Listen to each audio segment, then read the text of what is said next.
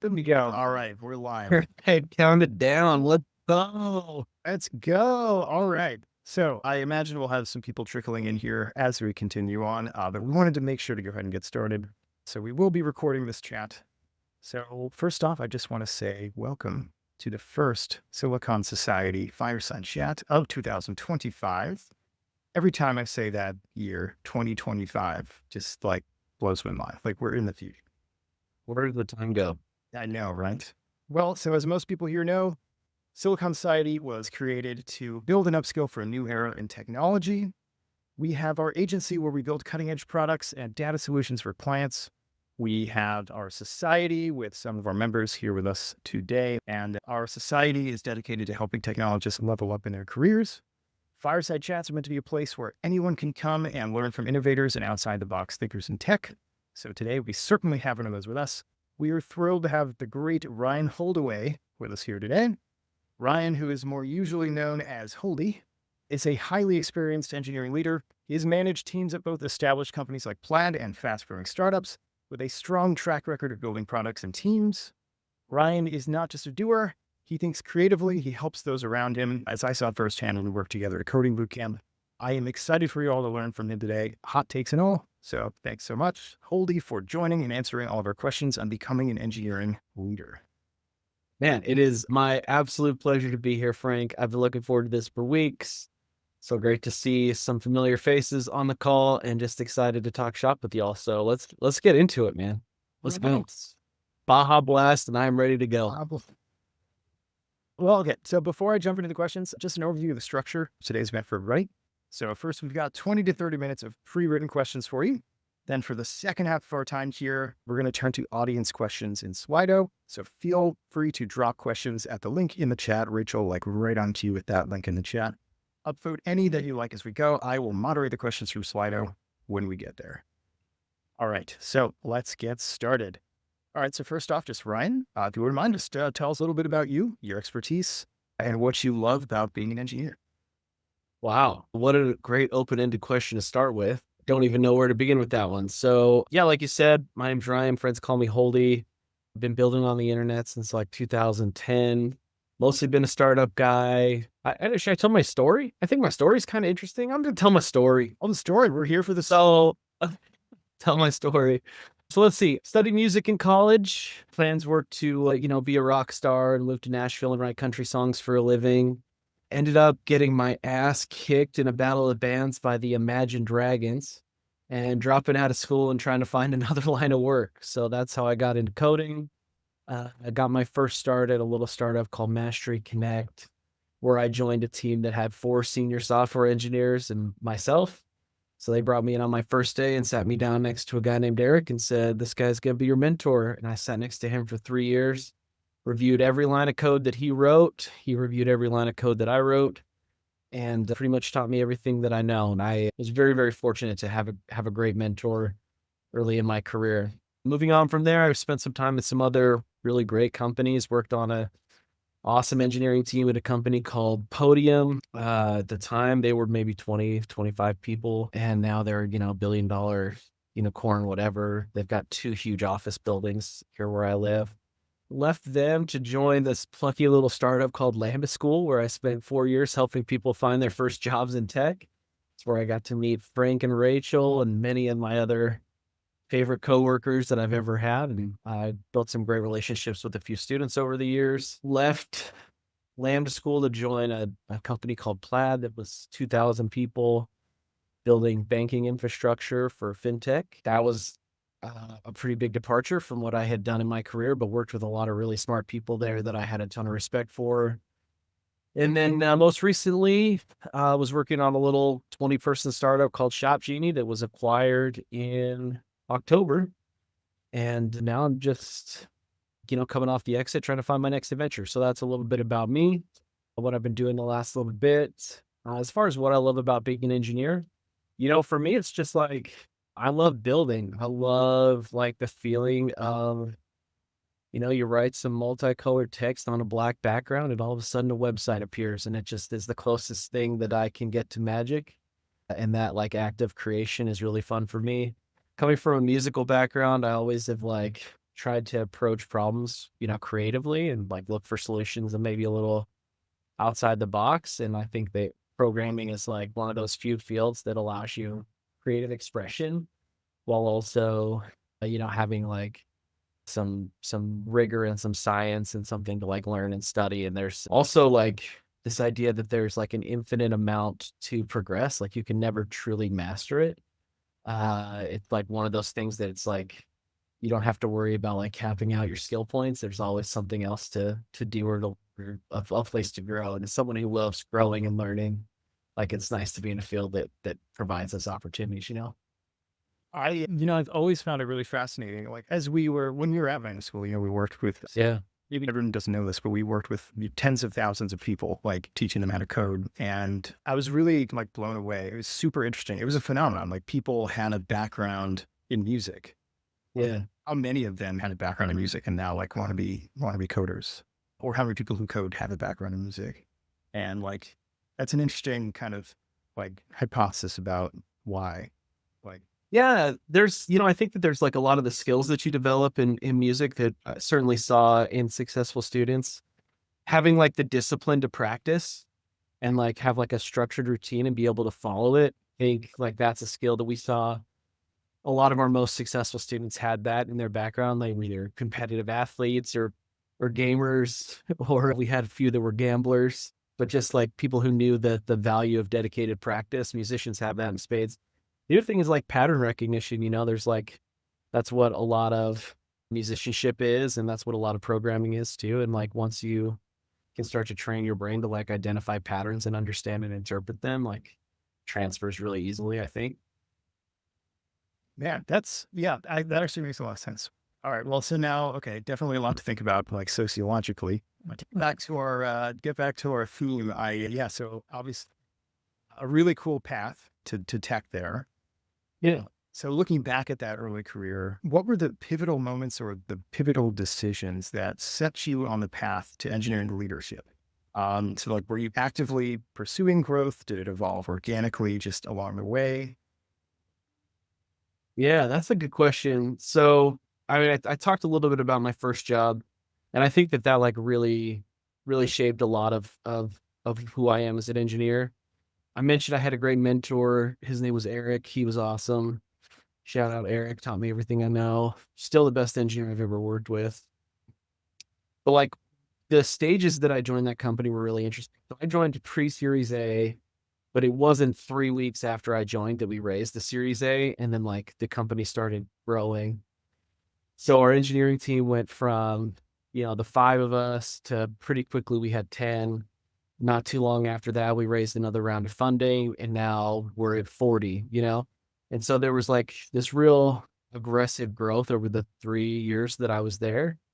And I remember there was like a day, because when I joined the team, it was like I was a junior engineer. The 4 other guys were all senior engineers that had like 10 years of experience each and were really, really great.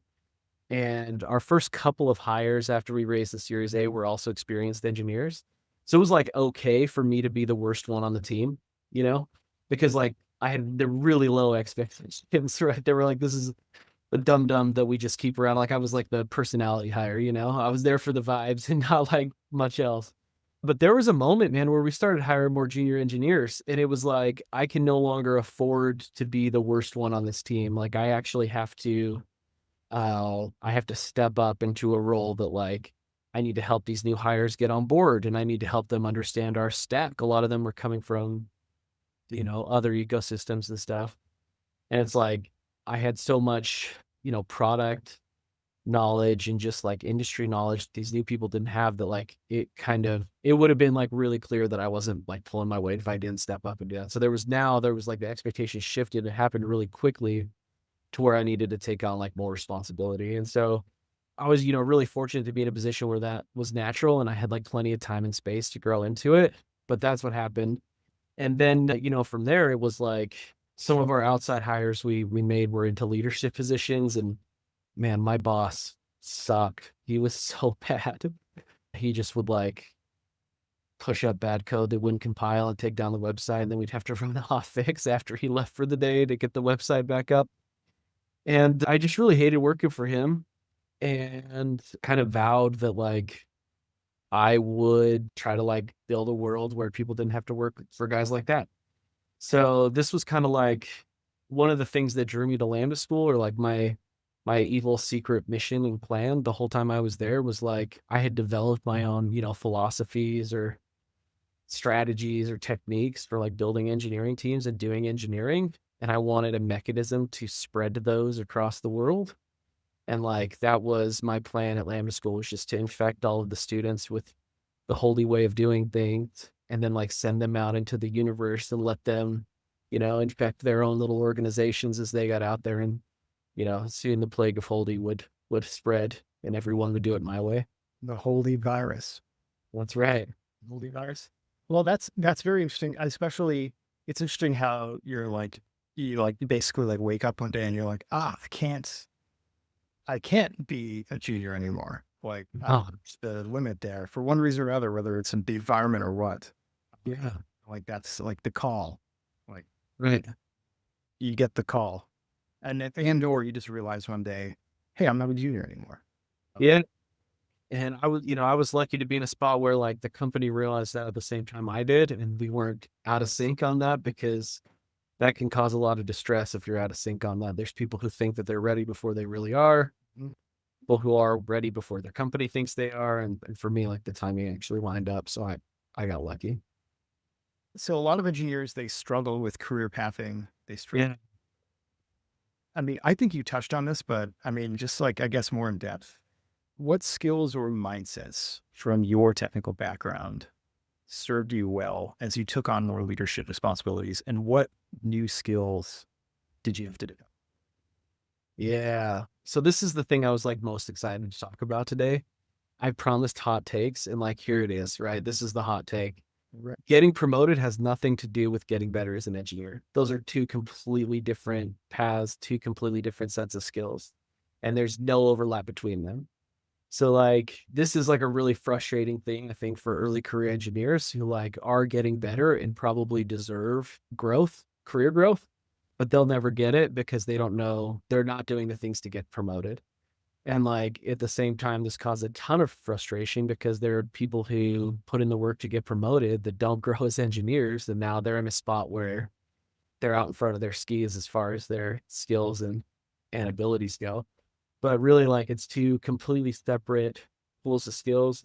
And this is even more true and like more distinct because like the engineering career path branches, right? You can continue to grow as a contributor, or you can go down the manager's path. And then you're talking about like entirely new discrete sets of skills, like separate from engineering. Like you have to work on like project management and like managing execution and like people management and all these things that are not engineering skills at all. So yeah, I mean, this caused a ton of confusion. This is a really frustrating thing for folks. And this is something that I really wanted to dive into it and jump into today. So like, one of the things that like as a leader, I think it's really, really important to understand the people around you, like what their goals are. And like I've had this conversation a number of times over the years where like an engineer who's getting up there in seniority will talk about like, hey, I want to, take the next step in my career. Like, how do I become a manager? And most often, like, advice is just don't like stay on the contributor path as long as you can, or like try to find a way to grow in that dimension, because like being a manager is a completely different job. And it's like a really, really brutal transition, because what often happens, especially in a startup, is you take your best engineer and you put them in a management or a leadership position. They go from a job that they are very, very good at to a job that they are not at all good at. And it frustrates the whole team. You take your best hands out of the code base, and now all of a sudden, like the place that people would go when they needed help, they're less able to provide the help, or at the same time, like being in the position where they should. You have to like learn new things. Like people leadership is hard. Like the first time you have to have a hard conversation with somebody and like try to get them back on track. But those are difficult things to get right. And like you screw it up the first few times. And like you go from having this engineer on your team that you really respect, they're not trying to give you feedback and they're bad at it. And it's like, it just frustrates everybody. And then is the person in that technical leadership role, like you're so used to being like, I can solve this problem by just rolling up my sleeves and like pulling a ticket and writing some code. that if you start to default to that, now your team is going to be alienated because you're stepping on their toes. You're like redoing their work.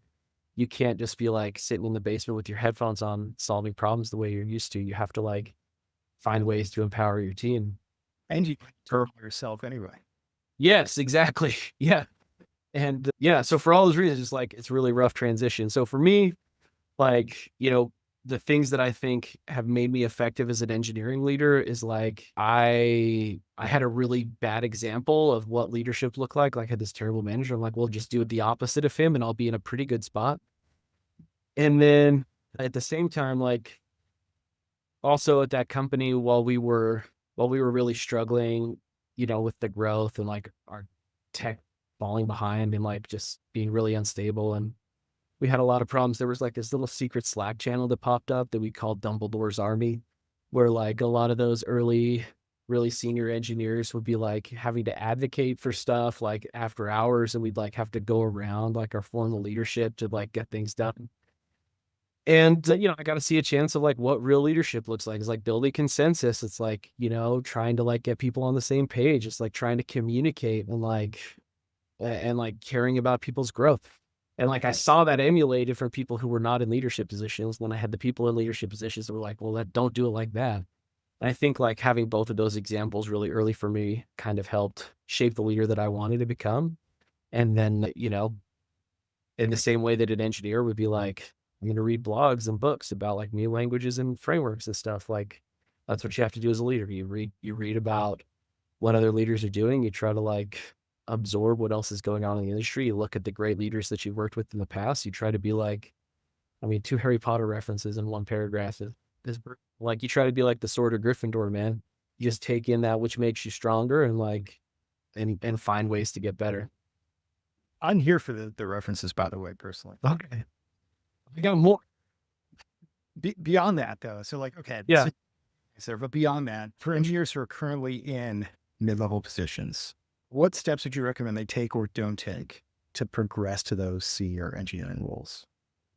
Yeah. So like, you want to get promoted. This is what you do.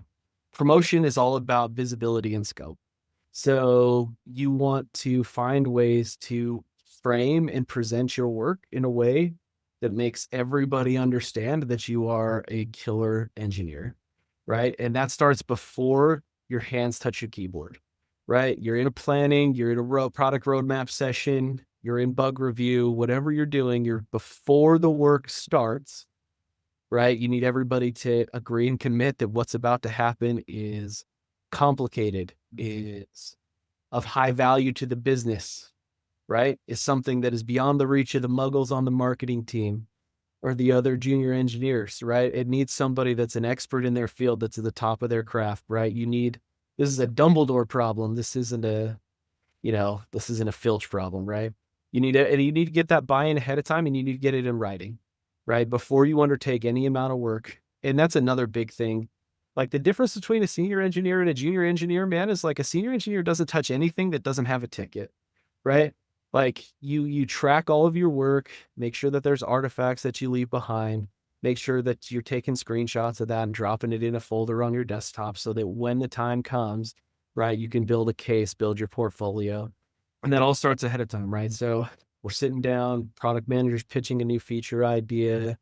You're like, okay, before work starts, we need to understand like, what are the potential risks of this? What are the things that we're going to need to research? Make sure that all the other senior engineers in the room and at the table agree, right? That this isn't a trivial piece of work so that nobody can minimize your impact after the fact, right?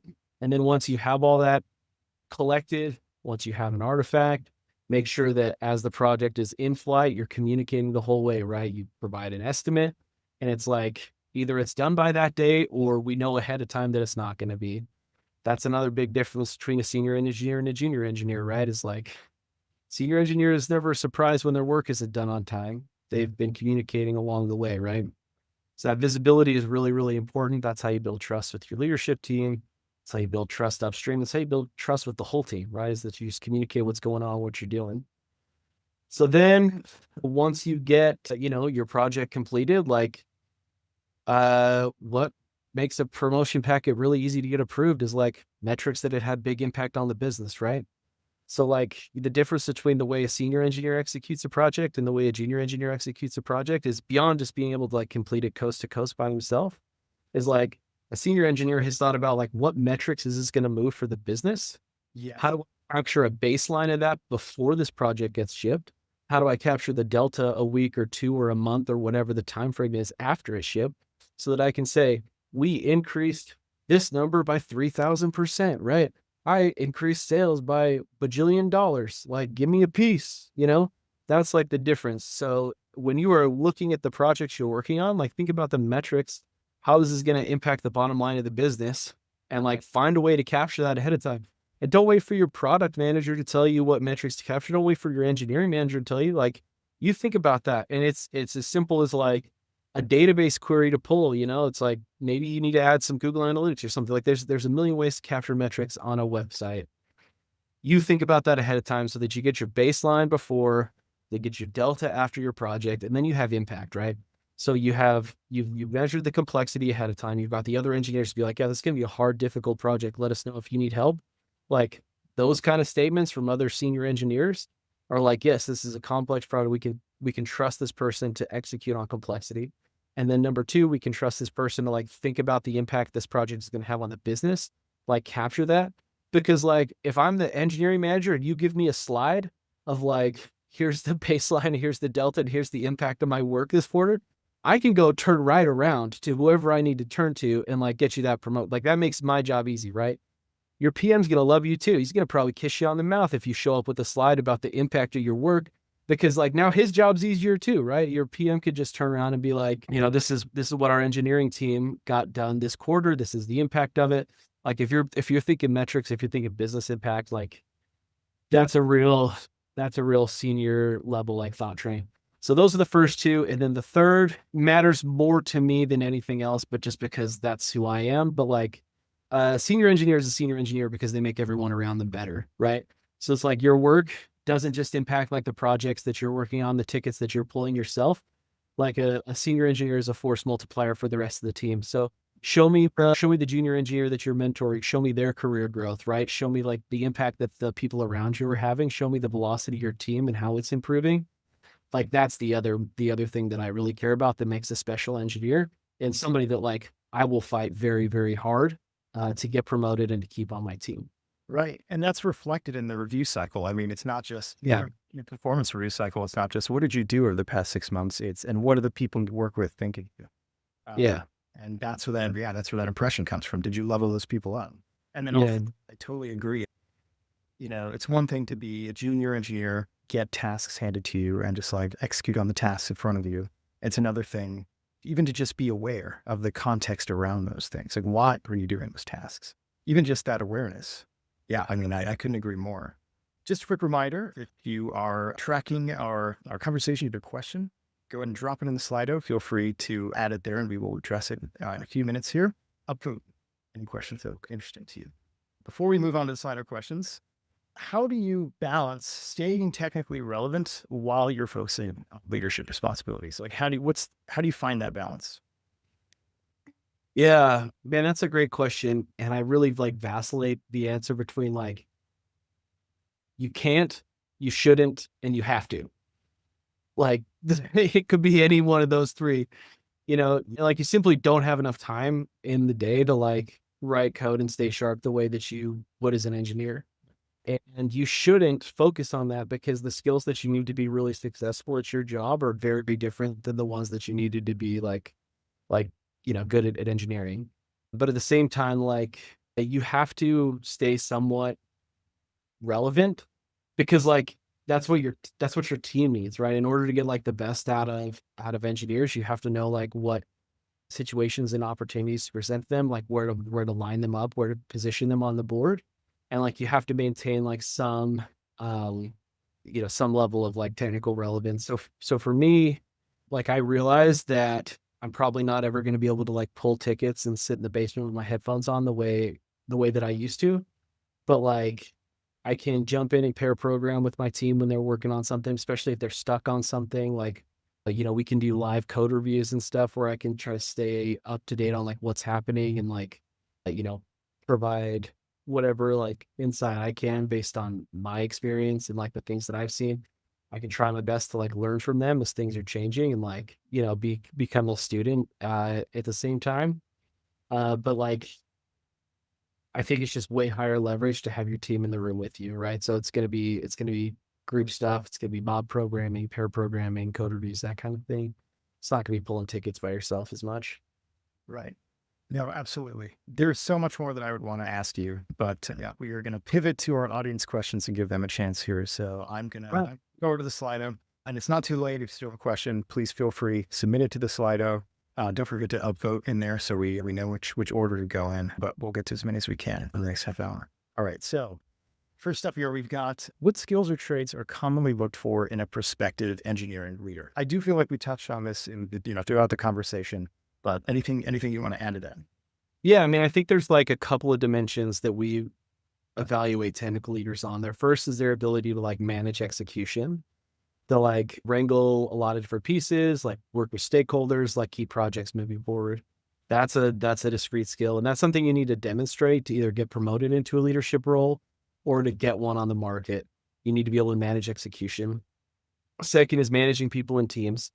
Part of that is going to be like recruiting and team building. You have to like recruiting is a sales job, man. Like you got to go like the way the job market has been the last year or so, maybe not so much, but like most of the time you're trying to convince somebody to join your engineering team, like they've got other opportunities, especially good ones. And it's like you have to be able to recruit and build a good team.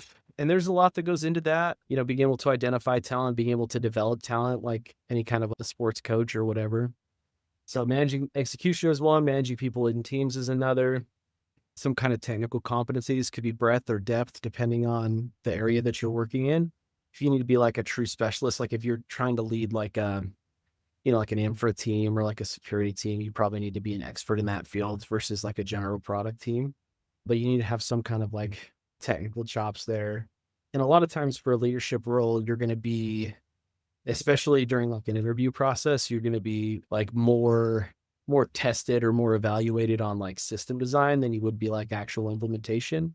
And it's a discrete set of skills from just like regular engineering. So yeah, I mean, if you're trying to build a promo packet and get promoted into one of those roles, you need to have artifacts for all those dimensions. And if you want to be interviewed into one of these jobs, you have to be able to, demonstrate that proficiency along those lines. Next up, we have, are there unique things to be aware of when leading an all remote engineering team? I mean, I can automatically say yes, but yeah, we're here for Holdy's answer. So Yeah. So I'm fortunate. I've been working remote since long before COVID. And it seemed like before the pandemic, anyone who was working remotely like chose that life, you know? And the companies that chose to support remote work were also like a lot more intentional about it. And then this weird thing happened where like everybody went remote all of a sudden. And I think that like actually ruined remote work in a lot of ways because it removed a lot of the intentionality behind like people who were choosing to work remotely and people who were choosing to have remote workforces. And like the reality is that like a high functioning team with like a good culture, like that's very difficult to build under the best conditions. And it's very, very like a lot harder to build remotely. And it like doesn't happen on accident. So if you're just like expecting to like, oh, you can take your remote team and have like a virtual happy hour every week and then you're gonna get a lot like that's not how it works, right? You have to be like very, very intentional and deliberate about the people that you bring onto your team, the way that you have them interact with each other, the way that you lead them. It requires a lot more intentionality around things like documentation and communication because like people don't overhear what's going on. You can't like catch everybody up over the water cooler or like, lunch table or whatever. And like it can feel like really isolating and alone if the only time you interact with your teammates is like 15 minutes during stand up in the morning and then like it's easy to ignore Slack and like not catch what's going on. So you have to just like build in ritual into your daily life that like builds connection with people because the worst thing is you don't want people to feel like they're just sitting in the basement with their headphones on by themselves all day. Like you want them to feel like they're connected to the product, they're connected to the team, that they have a place they can go when they need help, that they have people that are going to rely on them for help when they know something. Like you got to build that collaboration. You have to be really intentional about it. You have to be deliberate about it. You have to collaborate with your team. You have to check in with them and like refine your process. It's going to be different based on whatever collection of individuals you have. So there's not like a prescriptive, like, here's your 3 meetings that you have, and then you're going to have, we're going to kind of adapt it to the team, and it's going to change over time. And you have to be like constantly paying attention to it and watering it, or else it's not going to work. Yeah, I couldn't agree more actually with that framing. We are 100% remote in Silicon Society, and that the word intentionality is the perfect word, I think, to use. I agree completely. It's not like, I don't know, like phospholipid bilayer in like a cell where like it just arranges automatically and like nature just makes it happen. It's like, nope, you like have to very, very consciously build this culture out of hard work to just maintain a remote context. And you can decide, okay, we're going to do, this event every week, and we're going to do this and that. And it's just like these canned, rote, formulaic things you do. That doesn't cut it. You have to get buy-in, and you have to sell your mission to your team to be with you. And like, they have to believe, because like, you have that stand up in the morning and has to carry them through. I mean, my approach as well. I mean, Rachel and I, we have to be in the trenches with the team alongside them as well. And they have to feel that from us. And if we're letting them down on that front, then, what are we doing? So like, yeah, I agree. Intentionality is such a great word for that. Yeah. All right. So next up here, we've got, do you foresee a pivot of skills for good engineering management as we continue to integrate AI into SDLC? Oh man, that's a good question. So what I love about like more AI is that it increases velocity. I don't think I'm like really cynical about the idea that AI is coming for software engineer jobs. Like, having used AI tools, it's like generative AI is a really it's like not a genuine way to describe the technology, because it actually doesn't generate anything. It just like guesses based on what it's been fed. It's like it's regurgitative AI is what we have, right? So there's no like active creation that AI can do right now. I mean, it can try to emulate or replicate things that it's been fed, but it can't create anything new on its own. And that's like what software engineering is. Like at Lambda School, I used to tell students all the time, you've probably heard me say this a million times, Rachel, like nobody hires you for the code that you've already written. People hire you for the code that you are going to write. And it's the same thing with like an AI tool. It can really help you spit out like boilerplate and templates and stuff, but it'll never be able to, never is a strong word. Or it's a far way off from being able to like synthesize, create on its own, right? So what does that mean? It means that like software teams can start to move a lot faster as they use AI tools to remove the repetitive, redundant, tedious boilerplate parts of the job. It should be able to move faster. And then like, what does that mean for the manager of that team, right? If the team is starting to move faster, well, all the things that make engineer, like the reason we need engineering managers to like stakeholder management is important, right? Like collaboration across like a lot of cross-functional teams is important and difficult, right? So software engineer lives get better as manager jobs get worse. Because I think like the more that every engineering team in an organization speeds up, like it puts more pressure on the managers to keep everybody rowing in the same direction, right? So like what skills are going to change? I don't think any skills are going to change. It's the same skill set that's going to be required. It's just going to be like more pressure and like more urgency on the managers. So like if anything, the skill would just be like being able to manage that, being able to do like more effective stakeholder management, being able to like look 2 or 3 steps ahead because those steps come faster than they did in the past. I think like organizations are going to need to shrink the units of time that they use to plan, right? Like where we used to plan on the quarterly was now going to need to be like monthly or bi-weekly because things are accelerating. And like, those are, I think it's going to be a sink or swim thing for a lot of engineering leaders. Like if you're just like setting your OKRs and like hanging out for 3 months while people are hitting them, that's like not the job anymore. You need to be like more dynamic and able to adjust quicker. But I don't think it's a fundamentally different skill set. I think it's just like your foot's on the gas. Yeah, that's interesting. I think a lot in terms of like, what do humans really specialize in? Yeah. What's the difference that a human can make? And yeah, like I heard that in what you're saying, like that's that why layer again. Like, and that's how, if you're an engineering leader, you have that context, you have the meta context, Yeah. writing code and all those things, aligning stakeholders. Sure, you've got like Lear and Notion and whatever else, but like, why? Why are these tickets dependencies? What's going on here? Like, what's the business case for this? And AI can guess that right now, but it doesn't really know, and Yeah. it can't do that steps ahead type of thinking. So yeah, that's the why layer. Exactly. All right. So next up here, do you need to report to the CTO to be part of engineering decisions at a large company? No, that's an easy one. Next. I mean, obviously, like the org chart is going to be different at every organization that you're in. You don't need to report directly to the CTO to be part of the decisions. I I don't know that I've ever reported directly to a CTO.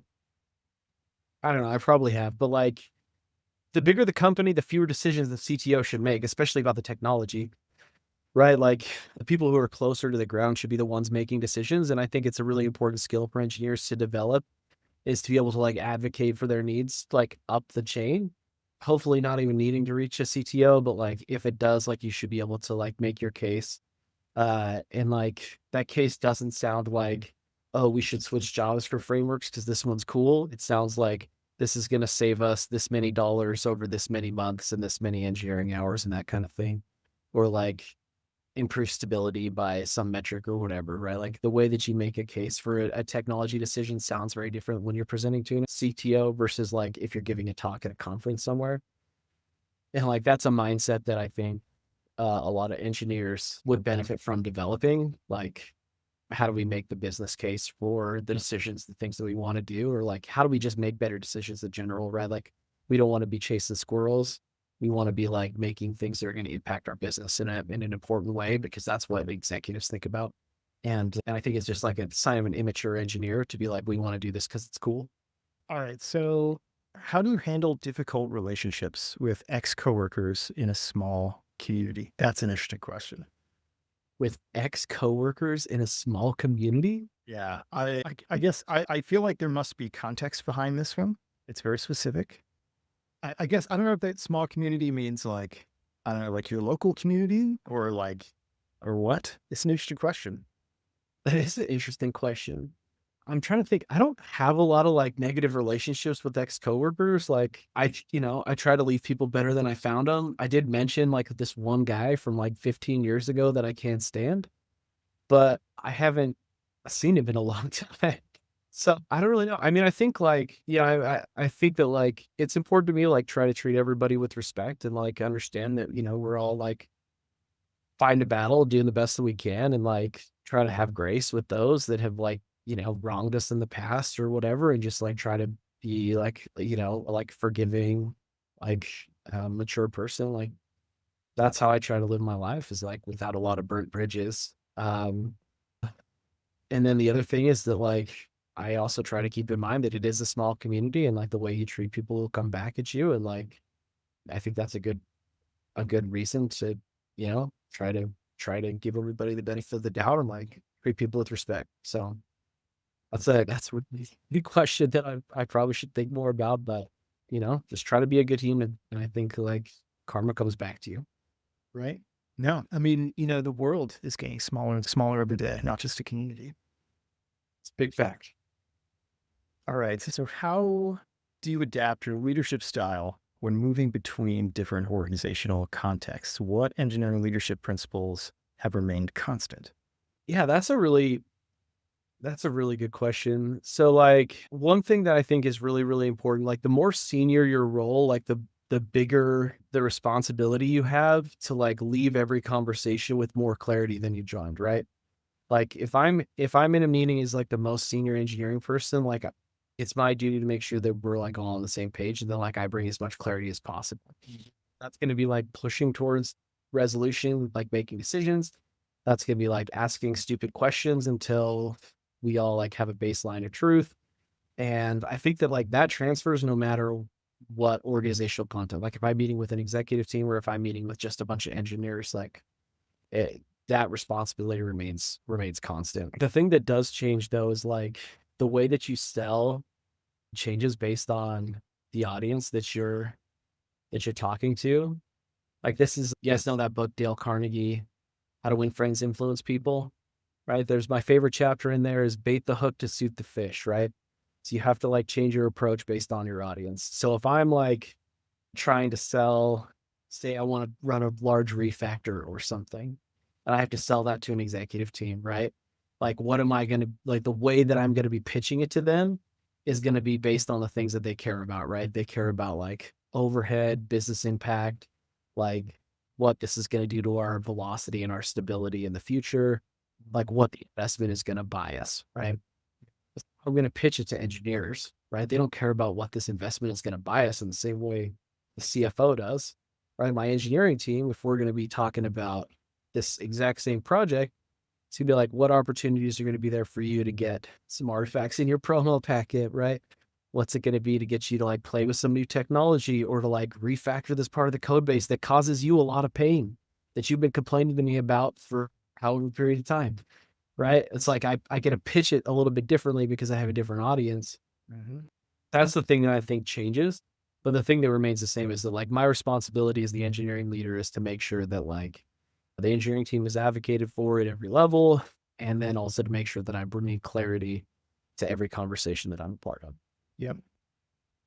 Final pieces of advice. People only take one thing away from this, what you want it to be. Yeah, I mean, I think the biggest thing is that just like software engineering is like while it seems like it's a, you know, a technical or like computer scientific thing, it really is like it's more about people and relationships these days, and AI is making that even more true. So like if there's anything that's going to benefit you in your career, it's like getting better people skills, working with groups, communication, written and verbal, like developing empathy for others, especially non-technical parts of your organization. Like those are going to be the things that help you in your career far more than learning a new JavaScript framework. And I think it's like, it's super easy to just like double down and lean into the things that you're good at, which you should do. But like, I think that soft skills are going to be at an ultra premium as like computers get better at writing their own code. Intentionality, empathy, and Yeah. great takeaways.